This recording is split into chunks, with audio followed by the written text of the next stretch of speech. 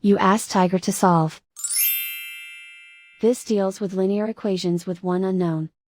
The final result is g equals 3/2. Let's solve it step by step. Group all constants on the right side of the equation. Subtract 11 from both sides. Simplify the arithmetic.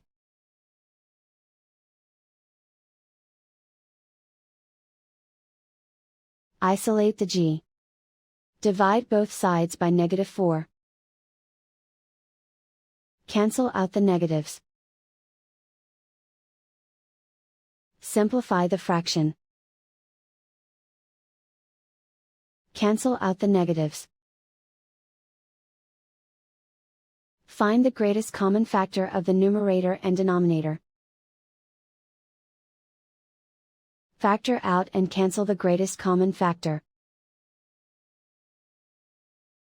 And so the final result is g equals 3/2.